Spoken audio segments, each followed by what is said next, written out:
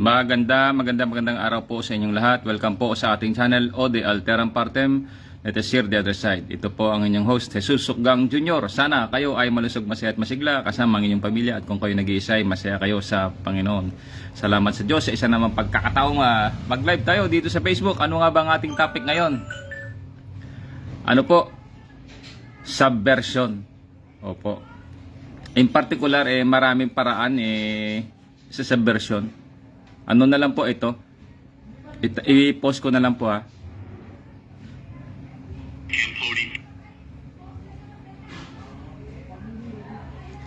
Corruption. Ayaw sumabay ng cellphone ko ha. Bakit na ayaw sumabay nito?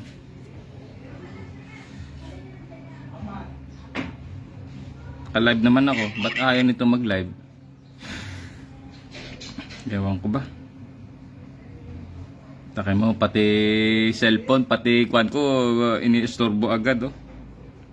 Grabe, ho.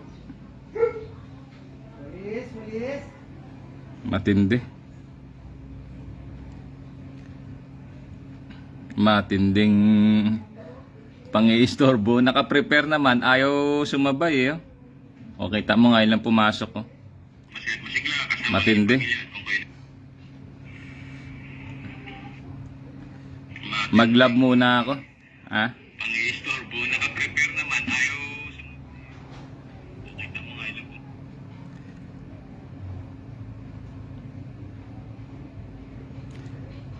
Yan. Corruption. Yan, oh. How to destroy a nation. Dagdagan ko pa yan, ha. Kasi ang form of subversion is to corruption. Hindi lang po iyan na papalitan mo yung mga tao sa loob. Gaya nito, oh. The unprecedented shuttle conquest. Hindi lang po iyan. Meron pa po. Dagdag ko na po para tuloy-tuloy tayo. At inyo pong mabasa yung aking mga pinagpo-post na comment. Again, baka sabihin nyo sinophobic ako. Hindi ho. Yung katotohanan lang ho. Bakit ba China lagi ang topic mo? Sino ba ang masigasig dito para isubvert tayo?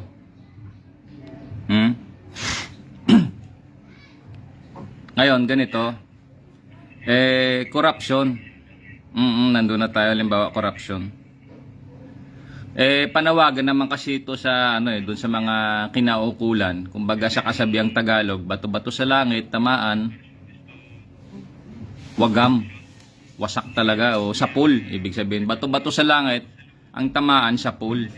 Ganun na lang siguro. Palitan natin yung wag magalit, hindi. Palitan natin, gawin ko naman yung bato-bato sa langit, ang tamaan sapul. Siyempre, ganito yan Punta natin kaagad yung corruption. Sige, kamal ka ng kamal yung salapi. Para saan ba yung budget na yan? Pera. Para ho, palakasin yung isang bansa. Pagandahin yung serbisyo. Anong serbisyo iyan? Kalsada, sa health. Kung ano pa po yung mga government services na yan. Law and order. Ganun po yan. Mga cleanliness. Ganun po yan. Para saan ang iyan? Yung budget na iyan. Para ho, sa ikagaganda ng operasyon ng isang partikular na lugar. Sabihin natin partikular na lang na lugar. Pero kabuuan ito, pang bansa naman yan Ngayon ganito. Under kasi sabi ni Yuri Alexandrovich Bisminov, hindi sila kukontra Susundan nila yung gusto mo. Opo. Akala mo, nakakaunlad ka, umuunlad ka, nagkakamal ka ng milyon. Una, 100,000, milyon. Tapos 100,000. Tapos bilyon. Tapos sabihin na natin 100 bilyon na. Kasi umabot na sa trilyon sige. Tandaan nyo ho. Pag nagkaroon ho ng giyera, abay, madali na lang ho kayo ma-identify, madali ho kayo malocate ng kaaway. Siguro ang gagawin nyo, takas kayo puntang Amerika. Ang tanong, hanggang kailan? Hanggang kailan kayo magtatago? Hanggang kailan? Paano pag nag-collapse yung Amerika? Wala na kayong mapupuntahan ngayon. Kasi mga doble kara kayo Ganun po, mga doble kara kayo. nanumpa kayo sa Diyos, nanumpa kayo sa batas, sa konstitusyon, pero ang ginagawa ninyo, pagtatraidor, sarili nyo lang kapakanan yung inaano nyo. Etong tuwa naman tong dragon, bakit? Kukontrahin niya ba yung corruption ninyo? Hindi, gagatungan niya yan. Kung ako halimbawa, gagatungan ko yan. Kasi sinisira mo paano halimbawa sa military, supply na lang. Isyuhan mo sa dapat ng matibay na mga buta yan. Isyuhan mo ng substandard ng buta, ilang gamitan lang wasak. Bakit tumataas yung moral? Halimbawa sa US military, bakit ang tataas ng moral nila? Tingnan nyo naman yung gamit nila. Tingnan nyo naman yung mga issued na supply. Ganun ho. Ganun lang ho yung akin. Akala nyo yung corruption na yan, umuunlad kayo, pero hindi ho. Yung suma total niyan, tingnan nyo, tawagan ko inyong talino dahil matatalino naman kayo. Karamihan sa inyo yan, mga college graduate, mga professional pa, mga CPA, board passer pa, mga lawyer pa nga iba, congressman, politician, kung ano pa. Di po ba mga negosyante pa? Ha? Bakit in times of war, ano bang gagawin? I-recall lahat ng mga reserve natin. Hindi tayo manufacturer ng mga gamit natin, umaasa lang tayo sa supply. Anong mangyari sa atin yan? Di wala nga. Nakita nyo? Kaya, ang effect yan ng corruption, hindi lang ho yan dahil ikay umuunlad, hindi ho. Pampahina iyan. Oo, yumayaman ka, sarili mo. Pero pagka oras na ng singilan, gumalaw na yung dragon, sumatotal. Madali na lang ho kayo masukol. Kasi pansarili nyo. Sarili nyo lang inaatupag nyo. Doon nyo na ngayon ma-realize yan na, oy, bakit namin ginawa ito? Panahon ng digmaan, wala naman pala tayong supply, wala, lahat wala. Bakit? Darating pa ba tayo sa digmaan? Hindi ho. Ano pa nga lang, nakapost na dyan, no? Market is worth it. Tulad dyan, to conquer a nation. Nandyan ho nakalagay, oh. Mababasa naman, Divide and conquer, conquer from within. So ano ibig sabihin ng market na pinost ko? Market is worth it, tech ram, tech raw, tech war, tech war of technology. Meron nga nagsabi sa akin, AI daw ito. Hindi ho. Willing ho ako mag-live discourse. Ngayon, kung gusto nyo na mapatunayan, edi ihanda nyo yung AI nyo. Para pagka nag-online ako, nag-live, edi usap tayo, gamitin nyo yung AI nyo. Ganun lang yun. So, ano pa ba? Yun lang po. Akala nyo yung pagiging makasarili nyo na kayo lang kumakamal ng pera sa lapi ng gobyerno, akala nyo umuunlad kayo. Tama yun, pero ang suma total nyan, in the long process, in the long run, the long term, pinapahina nyo ho yung bansa at pinapahina tayo gamit yung corruption. Kaya nga, corruption is a potent weapon in geopolitics. So sana makapagbugas ito ng inyong unawa, ang inyong foresight, ang inyong vision. Hindi lang ho yung malapitan.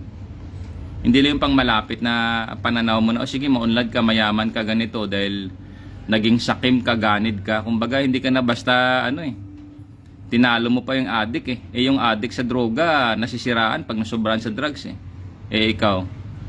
Di ba? Sa mga corruption. Hindi ho, wala hong kabusugan iyon. Ganun yan. Di po ba? So madali lang ho kayo kasi kayong mayayaman. Halimbawa, mayroon kayong mga lugar, mga specific na lugar. Hindi ba nakamapping tong Pilipinas? Minamapping na ho tayo rito, matagal na ho. Opo. Ito ka nga, sabi ko nga sa inyo nung minsan, na-cite ko rito yung isang incident na yung isang negosyante na mayaman, hindi ko na lang banggitin yung pangalan, pero alam niya na banggit ko na nung last time lang Naglabas na nga ng warrant of arrest at saka ngayon nga ano na siya, at large na. Ang tawag sa kanya parang fugitive ba. Wanted na siya, meron na siyang patong sa ulo. Ang tanong ganito, di ba? Usapan ng mga general yun sa matataas na, bakit nakalabas yung impormasyon doon? Tapos nung nalaman niya na, sabi niya nga sa media, nung nagpa-media siya, sabi niya papatayin siya ni ganitong general. Dinrap name niya. Sinabi niya talaga na siya yung mastermind na ipapatay ako. Negosyante siya So hindi ko na lang banggitin yung mga pangalan kasi alam niyo na kung sino yung tinutukoy natin. Ibig sabihin ganito, the subversion, the measurement, the casing. Kasi ang kinikase yan, hindi lang isang tao, hindi lang pamilya, hindi lang negosyo, hindi buong bansa ho. So, ganun yan. So, one of the weapons sa geopolitics is corruption. Tama yan, umuunlad ho kayo. Pero ang suma total niyan, buong bansa humihina ho. Kasi yung operation dapat sa isang lugar, magiging smooth yan.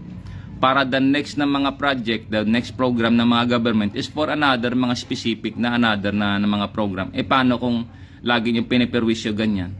O, in the long run, mauuwi sa ganyan pa rin. Wala hong cohesion eh. Kasi meron hong sa isang punong kahoy, ginamit mo siya para paggawa ng bahay. Eh meron hong mga sinasabing anay. Opo. Eh ano bang ginagawa ng anay? 'Di ba sinisira yung mga piece, mga ano ng bahay, mga parts. Anong mangyari diyan? Eh magkukolapso 'yan. See? Pagpalagay natin yan halimbawa, senaryo na lang. Nagkagera. Kinuha, pinersa ng Communist China, kunin yung Taiwan, nagkagera. Eh may chain of island diyan eh. Damay tayo ngayon. Isipin nyo na lang anong mangyari ngayon. Hindi ba dahil kaya ba kayo proteksyonan ng billion, trillion na pera ninyo? Hindi ho. Ang pinakamagawa ng pera nyo, takas kayo, punta kayo ng Amerika. Eh, mas maigi naman at na-preempt ko kayo rito para at least alam na ng Amerika. Kasi nagmamasid naman ang Amerika eh. Dahil ang tingin nyo sa mga Amerikano, tingin nyo sa mga mga tanga, mga bobo. Eh, hindi ho. Markado rin ho kayo. Lalong-lalo na meron na hong DNA, eh, alam na tanim kayo ng dragon dito.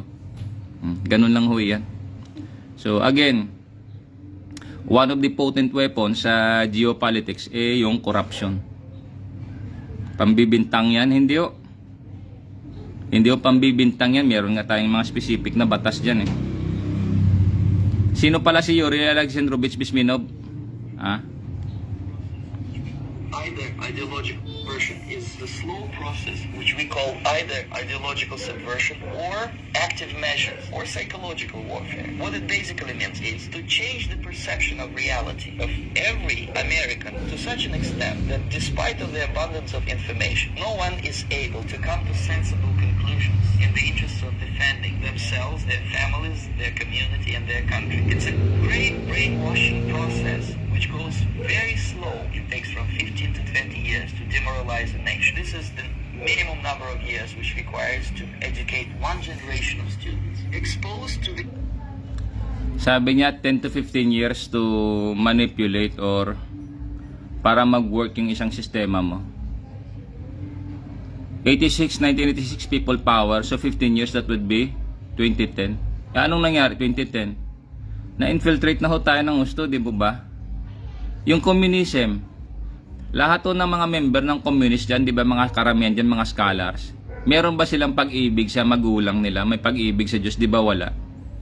Ang in-infuse, ang in-inculcate sa pagkatao nila, galit eh. Galit ho. Galit saan? Galit sa gobyerno. Eh sino yung mga tao din sa gobyerno? Kanila din yung iba dyan eh. Tingnan nyo naman, hayag-hayagan na yan eh. Tingnan nyo na lang ho yung pagmumuka nila. Hindi naman ako xenophobic ano. Tingnan nyo na lang ho. Kita ho sa mukha nila na sila iba ho. Oo. Ang apelyido, Pilipino. Tingnan nyo naman yung mukha. Ganon lang ho. Ganon lang ho yan. So, ang sabi niya, 10 to 15 years. Eh, anong nangyari sa atin? Ganon ngayon. See? Akala ninyo, nagkakamal kayo, yumayaman kayo, pero ang suma total iyan, pampahina pa rin ng bansa yan. Oo, maunlad ka, mayaman ka, sagana ka, pero hanggang kailan? Hanggat hindi pa naglalabas ng pwersa yung China, yung communist na ito, hanggat hindi pa na pinipwersa yung Taiwan, kasi lalaban eh. May laban talaga yun sila, matagal na yan, nag-civil war nga sila dyan eh. Okay? Hanggat hindi pa, yun na. Mayaman ka, oo. Hanggang kailan? Pero tingnan nyo naman sa atin sa military, kaya ba? Just in case, halimbawa, dumating man iyan. Anong mangyari sa atin ngayon? Yung mga leader natin, karamihan dyan corrupt, ay wala yan. Kanya-kanya niyan, mag-iisip na yan kung saan sila tatakas niya. Ganun no? Eh tayong mga mahirap dito, tayo maiwan dito. Sa dami ng populasyon nila. Diba anong asabi ni Ni Mao Zedong.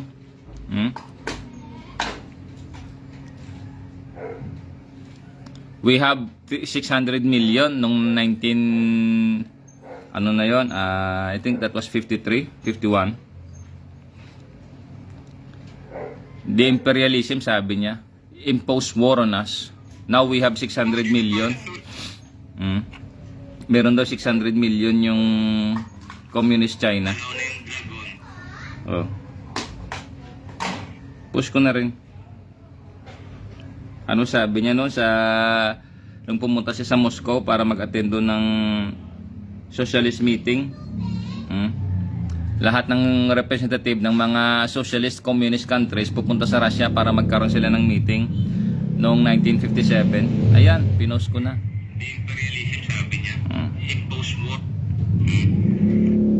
Ganun lang ho iyan.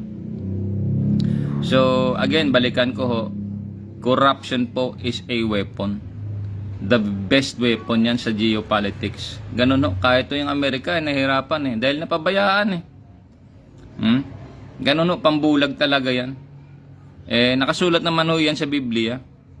Nasa ikalawang Korinto, 2 Corinthians chapter 4 verse 4.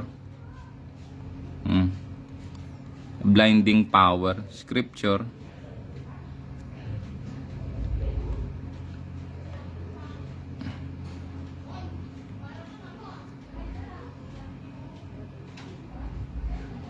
The blinding power lagay.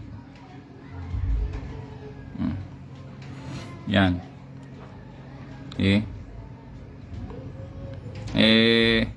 Pag nagkagera, do you think assurance yung pagiging millionaire, billionaire ninyo? Hindi ho.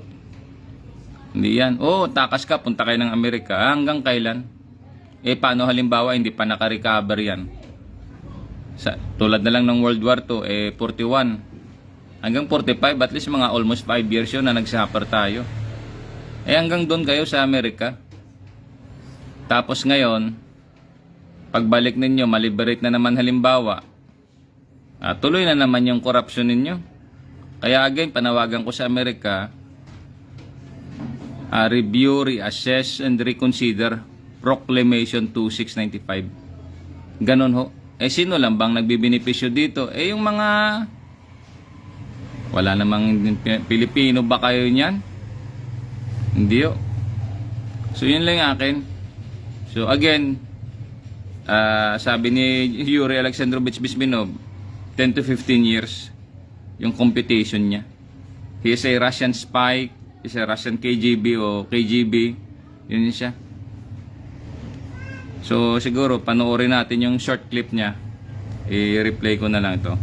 Ideological subversion is the slow process which we call either ideological subversion or active measures or psychological warfare. What it basically means is to change the perception of reality of every American to such an extent that despite of the abundance of information, no one is able to come to sensible conclusions in the interests of defending themselves, their families, their community, and their country. It's a great brainwashing process which goes very slow. It takes from 15 to 20. Even to defend themselves. Bakit ng mga scholar matatalino? Bakit grabe ang galit niya? Believe na believe sila sa communism. Kasi galit. At ang isang sikreto nila diyan, may kinakarga sa pagkain, may kinakarga sa tubig. Ancient China, may mga data, may mga datos yun sila na patungkol sa panglalason. Di po ba? Bakit naghihit-hit ka? Hindi ka makahinto. Pag nahinto ka, tulo laway mo, naghahanap ka. It's because meron silang infusing diyan. May na-infuse sila. Masarap na lason, masarap na pandroga na bakit yung drugs din mismo, yung shabu, hit-hit ka ng hit-hit, nasisira ka. Ganon ho. Ganon sila. Kaya sa mga matatalino diyan na nandyan pa sa komunista, yung mga kasama katabi ninyo, tingnan niyo yung mukha. Ang tanong niyo sa sarili niyo, Pilipino ba tong mga to? Tingnan niyo na lang yung mukha. Yan. Kaya niyo bang depensahan sarili niyo sa manipulation, sa brainwashing?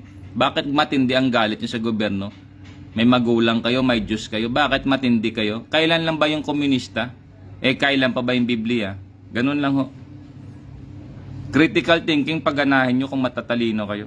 Process which goes very slow. It takes from 15 to 20 years to demoralize a nation. This is the minimum number of years which requires to educate one generation of students exposed to the ideology of the enemy. In other words, Marxism-Leninism ideology is being pumped into the soft heads of at least 3 generations of American students without being challenged or counterbalanced by the basic values of Americanism. The demoralization process in the United States is basically completed already. Most of it is done by Americans to Americans, thanks to lack of moral standards.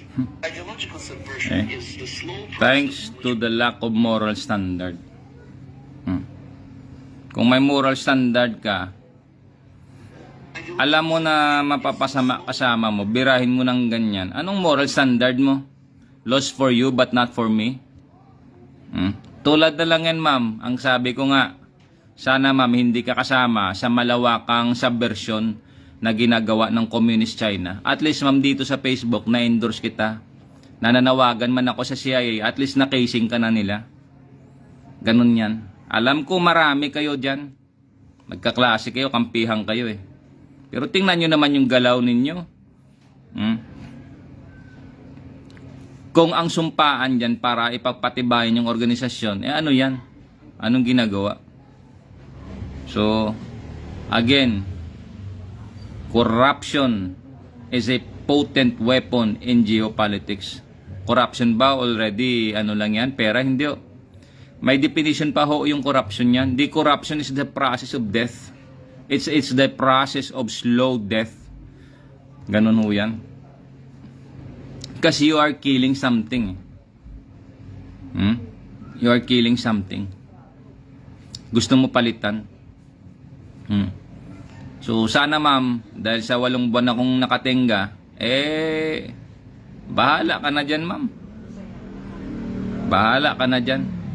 Kawawa naman pag ikumpara kita sa hayop. Yung hayop by instinct yun eh. Di po ba? Siguro sa demonyo.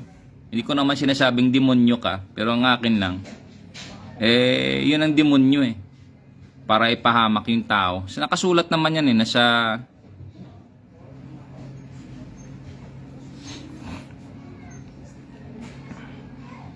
I think nasa Isaiah 14:12 yan eh.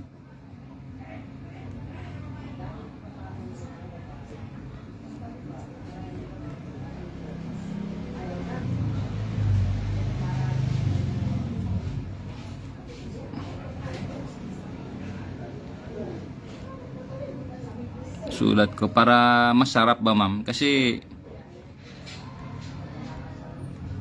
I think it's in Isaiah 14:12. Double check ko na lang para sure tayo.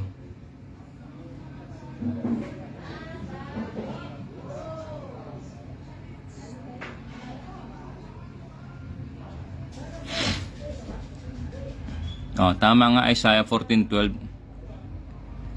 The enemy subversion. Kasi pinapahina niya yung bansa eh. That is a form of subversion. Ma'am, Coast Guard ka, Coast Guard ako. Pioneer ka, pioneer din ako. Nauna pa nga ako sa iyo sa Coast Guard, ma'am eh. Do you think, ma'am, yung ginawa mo, ma'am, pampatibay ng Coast Guard? Yun lang yung pinakatanong, ma'am. Pamilya ko, dinamay mo. Career ko, sinira mo na halos wala kang itira sa akin. Hindi naman ikaw yung nag-hire sa akin. The late Commandant Reuben Lista ho, siya ho yung nag-take out sa amin dyan sa Coast Guard. He was an admiral that time, or rear admiral that time. 3-star siya. Tapos later naging, I don't know kung naging 4-star rin siya, sir. Ganon ho. So matindi ka ho, ma'am. So katapat lang ang ano mo rito, katapat lang. So yun lang yun. So America, again, I appeal na i-review ninyo, review, reassess, reconsider Proclamation 2695. If the Philippines fail to live by its ideals, self-independence. What is self-independence na Coast Guard sa Coast Guard, kabaro mo, ganunin mo. Anong atraso ko dyan, ma'am? 24 years na ako serbisyo, isang beses na akong humiling ng panalangin sa inyo. At hindi naman kayo yung nagbigay ng direktiba, mismo kay Commandant. Ganun lang ho. So may prima facie, may batas naman ho, may pag-asa pa naman. Yun nga lang, tiis-tiisin ko yung mga ganitong bagay, kaya makita ninyo sa aking mga viewers, sa aking mga followers, ganun lang ho talaga ang buhay. Lalo dito sa Pilipinas. Meron ho talagang sinasabi na impunity. Impunity kung hindi tayo magsasalita. Pero nagsalita na tayo, nakailang Facebook live na ako. At least ito, mga ebidensya ko rin ito. Liban sa mga dokumentong hawak ko. Gaya ng sinabi nyo dyan, nung first initial evaluation ninyo, month of November 2025, may mga records kayong nilabas doon galing sa medical, kung ano nung mga kwento-kwento siguro dyan, hindi naman documents. Ako may hawak ng documents galing sa medical yung inisyu sa aking mga documents. Alam na ho, alam na ho iyan. Kasi may alam din ho ako. Hindi ho ako usurper, halimbawa, mag-i-issue ako ng papel tapos pipirmahan ko. Niwala nga akong lisensya para mag-issue ng mga ganyan. Nag-i-issue ako ng mga ganong findings. Hindi naman ako doktor. Anong tawag dyan? De usurper. Ganun lang ho. Ganun lang yan. Ngayon, yung mga chuk ganyan, yung mga gatong-gatong, you make it black and white. Tapos permahan nyo. Kasi baka pagkaharap natin ganyan, makita ko yung pagmumuka ninyo, tapos gaganunin mo ako, tapos alam ko yung pagkatao mo, baka sagutin kita again. Baka kilala ko rin kayo, at yung reputasyon ninyo hindi naman imakulada. At baka mabuksan pa yung mga tulad yung galit na galit sa akin dyan, nakabangga ng tao din sa Ross Boulevard, lipad tao, patay. Kinulong. May pending pa siya doon, naka-record yun. Di kaya. Ganun lang yun. Tapos yung isa dyan na magaling din, halimbawa, nandyan ako sa Taguig, nilakad niya ako doon. Yung ginawa niyo ho sa version, yung poison letter laban dati doon sa ating Command Master Chief dyan sa Education and Training Command. Ano yun? That was a poison letter against sa doktrina ng Coast Guard din yun. May alam din ako sa inyo. Tulad yung tropa, nawala na nga lang yung tropa dyan nung panahon kasaganaan niya. Tawag niyo pa nga boss. Tapos nung nalugmok na yung tao, hindi nyo nga matulungan. Nag-awol na lang. So ganun kayo. Yan. Kahit nawala yung tao, naiwanan yung wallet, kuhanan yung pera. Tapos pag nakita, sabihin, hindi, pambili natin ng ulam to boss. Ganun. Pwede ba yung ganun? Kuha ng kuha ka sa wallet na hindi mo naman wallet. Anong tawag mo doon? Hindi ka naman tauhan yan. Ganun lang yon. May mga alam din ho ako sa inyo. Baka at least ma-refresh ko lang ba sa inyo, sa inyong pag-iisip, sa inyong mga alaala na ako binibira ninyo, patraidor, patalikod. At pagka nagharap-harap tayo, kilala ko kayo. Tapos may alam ako sa inyo at lalabas talaga yan. Para naman ang pagsabi niyo sa akin na ako'y sira ulo ba'y gumawa tayo ng libro dyan. Saksi naman si Ma'am Mitzi, di ba si Sir Garcia, galit na galit sa akin dati doon. Kasi may endorsement Tapos napatunayan niya na hindi pala ako dyan pabigat sa Coast Guard. Ganun lang iyon.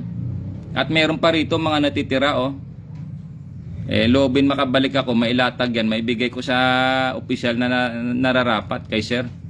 Doon ko ibigay kay Sir. Kasi nakita ko na at least matulungan din ba siya dahil nabalitaan ko yung ginawa sa kanya, matindi yung ginawa sa kanya. Sinira din siya. So, para pambawi na rin dahil ganun na rin, ganun na lang. Bakit sa tagal-tagal nyo dyan halimbawa, magkakasabay tayo, ba't hindi nyo naisip yung ganyan? Ganun lang yun. So, again, panawagan ko dyan kay Ma'am Mitzi. Ma'am, pasensya ka na again na binanggit kita last time. Tapos ngayon, Ma'am, nabanggit kita. Yun. At least, Ma'am, kayo naman makasaksi dyan, Ma'am. Kayo makapagsabi niyan. Na, at least, kahit man lang magsalita kayo, okay na ho yan, Ma'am. Your statement is enough to vouch for my integrity na talaga tinulungan kayo sa paggawa ng libro. So ganun lang ho yun. So sa aking mga viewers, sa aking mga followers, maraming salamat sa inyo. At naway, makapag-isip kayo na akala nila yung subversion, corruption, yung mayaman sila lang. Long-term process pala ito. It is a long-term process to weaken, to conquer a nation from within. Kasi divide and conquer yan So, salamat sa Diyos, sa Panginoon at sa Espiritu Santo. Sa Diyos po ang karangalan at kapurihan magpakailanman. Ito po ang inyong host, Jesus Sukgang Jr. Ode Alteram Partem. Let us hear the other side. Amen.